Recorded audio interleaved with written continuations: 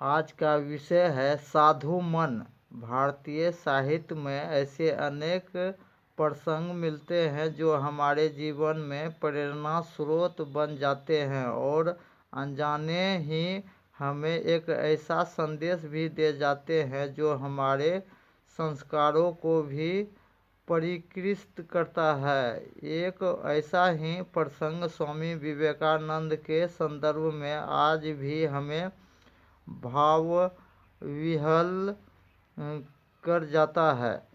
बात उस समय की है जब विवेकानंद जी को शिकागो की धर्म सभा में भारतीय संस्कृति पर बोलने के लिए आमंत्रित किया गया था। वे भारत के प्रथम संत थे जिन्हें सर्वधर्म सभा में प्रवचन देने हेतु आमंत्रित किया गया था। स्वामी विवेकानंद के गुरु रामकृष्ण परमहंस का देहांत हो चुका था, इसलिए इस महती यात्रा पर जाने से पूर्व उन्होंने गुरु माँ शारदा स्वामी रामकृष्ण परमहंस की धर्मपत्नी से आशीर्वाद लेना आवश्यक समझा। वे गुरु माँ के पास गए, उनके चरण स्पर्श किए और उन्हें अपना मंतव्य बताते हुए बोले, माँ, मुझे भारतीय संस्कृति पर बोलने के लिए अमेरिका से आमंत्रण मिला है। मुझे आपका आशीर्वाद चाहिए ताकि मैं अपने प्रयोजन में सफल हो सकूं। माँ शारदा ने अंधरों पर मुस्कान लाते हुए कहा, आशीर्वाद के लिए कल आना। मैं पहले देख लूँगी कि तुम्हारी पात्रता है भी या नहीं, और बिना सोचे विचारे मैं आशीर्वाद नहीं दिया करती हूँ। विवेकानंद जी सोच में पड़ गए, मगर गुरु माँ के आदेश का पालन करते हुए दूसरे दिन फिर उनके सन्मुख उपस्थित हो गए। माँ शारदा रसोई में थी। विवेकानंद जी ने कहा, माँ, आशीर्वाद लेने आया हूँ।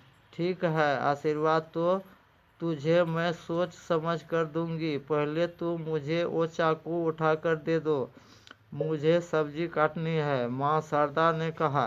विवेकानंद जी ने चाकू उठाया और विनम्रतापूर्वक माँ शारदा की ओर उठाया। चाकू लेते हुए ही माँ शारदा ने अपने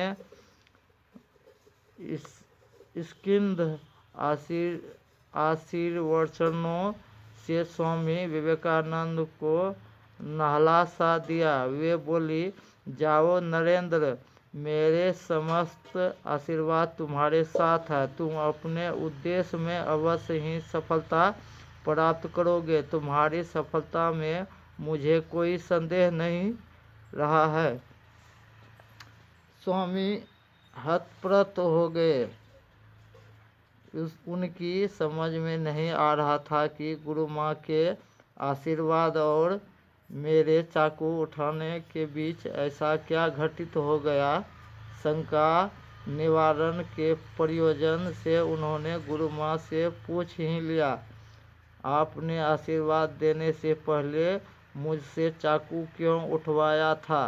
तुम्हारा मन देखने के लिए, माँ शारदा ने कहा। प्रायः जब भी किसी व्यक्ति से चाकू मांगा जाता है तो वह चाकू की मूठ अपनी हथेली में संभाल लेता है और चाकू की तेज फाल दूसरे के समक्ष करता है, मगर तुमने ऐसा नहीं किया। तुमने चाकू की फाल अपनी हथेली में रखी, मूठ वाला सिरा मेरी ओर बढ़ाया। यही तो साधु का मन होता है, जो सारी आपदा को स्वयं झेलकर भी दूसरे को सुख ही प्रदान करना चाहता है। मगर तुम साधु मन नहीं होते तो तुम्हारी हथेली में भी चाकू की मूठ होती, फाल नहीं।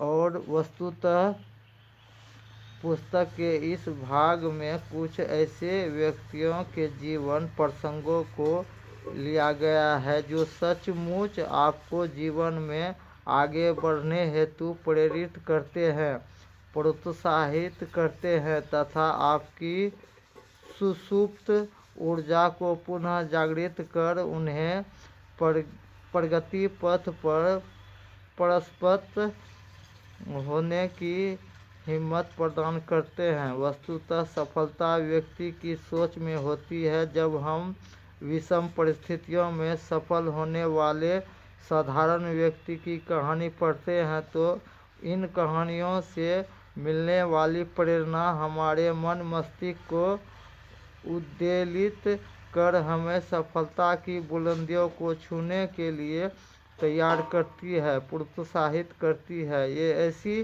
जीवंत कहानी है जो आपके जीवन की दिशा, आपके सोचने का ढंग एवं आपके जीने का अंदाज बदलने हेतु आप में पर्याप्त ऊर्जा का संचार कर सकती है। आप इस सभी प्रेरणास्पद व्यक्तित्व की सफलता की कहानी को बार बार पढ़ें एवं स्वयं की परिस्थितियों से तुलना करें। आप पाएंगे कि आपकी परिस्थितियां कितनी अनुकूल है जबकि इस व्यक्तियों ने कितनी प्रतिकूल परिस्थितियों में संघर्ष कर जीवन में सफलताएं अर्जित की है। और इस चैनल से आगे जुड़े रहने के लिए जो चैनल को सब्सक्राइब नहीं किए हैं वह सब्सक्राइब करें, लाइक करें और अधिक से अधिक शेयर करके पुण्य का और युग परिवर्तन का भागी बने।